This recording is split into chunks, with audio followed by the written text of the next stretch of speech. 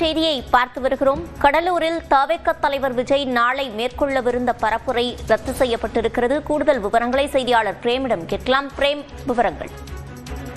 சிவரஞ்சனி, தமிழ்நாடு முழுவதும் தமிழக வெற்றி கழக வேட்பாளர்களை ஆதரித்து அக்கட்சியின் தலைவர் விஜய் பிரச்சாரம் மேற்கொண்டு வருகிறார். இந்த நிலையில் கடலூரில் பரப்புரைக்கு மட்டும் மீண்டும் ரத்து என்பது செய்யப்பட்டு வருகிறது. குறிப்பாக இந்த மாதத்தில் மட்டும் 3 முறை நிகழ்ச்சி என்பது ரத்து செய்யப்பட்டிருக்கிறது. கடந்த 9ஆம் தேதி கடலூருக்கு வருகை தர இருப்பதாக தகவல் வந்தது.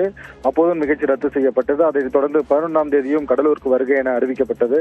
அப்போதும் ரத்து செய்யப்பட்டது. தற்போது நாளைய தினம் ஹெலிகாப்டர் மூலம் கடலூர் மாவட்டத்திற்கு வருகை தர இருந்தார். இந்த நிலையில் காவல்துறையினர் தவேக தரப்பில் சார்பில் ரோட் ஷோ மற்றும் பொதுக்கூட்டத்திற்கு அனுமதி கோரப்பட்டிருந்தது. ஆனால் காவல்துறையினர் பல்வேறு கட்டுப்பாடுகள் விதிக்கப்பட்டு மஞ்சை நகர் மைதானத்தில் பொதுக்கூட்டத்துக்கு மட்டும் அனுமதி வழங்கினார்கள்.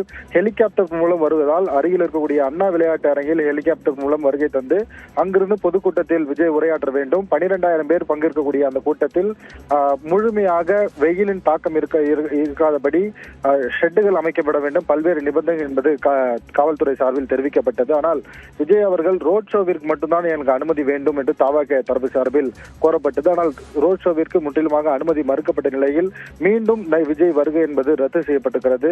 மக்களை சந்திப்பதற்காகவே ரோட் ஷோ அனுமதி கோரப்பட்டது. ஆனால் காவல்துறையினர் பல்வேறு கட்டுப்பாடுகள் விதிக்கப்படுவதன் காரணமாகவே இந்த நிகழ்ச்சி ரத்து செய்யப்பட்டிருப்பதாக தவேக நிர்வாகிகள் தகவல் தெரிவித்திருக்கிறார்கள். 9ஆம் தேதி 11ஆம் தேதி தற்போது நாளை வருகை தினமும் 3 முறை இந்த மாதத்தில் மட்டும் விஜய் வருகை என்பது கடலூருக்கு ரத்து செய்யப்பட்டிருக்கிறது. விவரங்களை வழங்கியமைக்கு நன்றி பிரேம்.